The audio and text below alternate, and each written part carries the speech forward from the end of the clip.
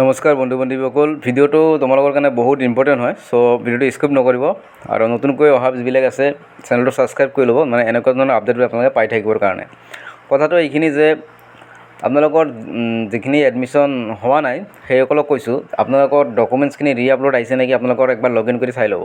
আপুনি য'তে কম্পিউটাৰ দোকানত বা য'তে নকৰক কিয়, য'ত আপোনালোকৰ যদি আপলোড আহিছে তেনেহ'লে আপোনালোকে আপলোড কৰিব লাগিব।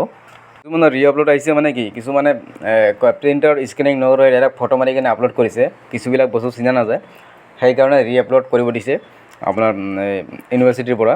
চ' এইগুলো চাই ল'ব, আপুনি লগ ইন কৰি কিনে চাই ল'ব। ইয়াতে লগ ইন কৰি আপুনি ৱেবছাইটত যাব, স্মাৰ্ট পৰ্টেলত গৈ কিনে লগ ইন কৰি ল'ব।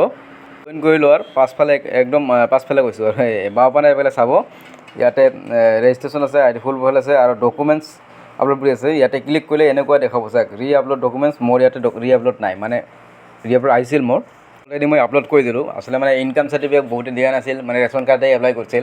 ৰেচন কাৰ্ড নচলিব, ইয়াতে ক্লিয়াৰলি কৈছে এফিডেভিট লাগিব, নহ'লে আপোনালোকৰ যিটো ইনকাম চাৰ্টিফিকেট আছে ৰেভিনিউ ডিপাৰ্টমেণ্টৰ পৰা সেইখন লাগিব। যদি আপোনালোকে আগতে সেইখন আপলোড কৰিছিল ৰেচন কাৰ্ডখন, নহ'লে আপোনালোকে এতিয়া ইনকাম চাৰ্টিফিকেট যিখন আছে ৰেভিনিউ ডিপাৰ্টমেণ্ট সেইখন আপলোড কৰি দিব। ডকুমেণ্টছ আপোনালোকৰ আহিছেনে নাই আপোনালোকে চেক কৰি ল'ব অতি সোনকালে হা। ডকুমেণ্টছ আপলোড যদি নকৰে আপোনালোকৰ এডমিশ্যন যিটো আছে সেইটো কেঞ্চেল হৈ যাব পাৰে, আপোনাৰ লিষ্টত নাম নাহিব পাৰে। সেইকাৰণে আপোনালোক মই প্ৰথমতে কৈছোঁ বহুত ইম্পৰ্টেণ্ট ভিডিঅ' হয়, আপোনালোকে জাষ্ট এতিয়াই চাই লওক আপোনালোকে।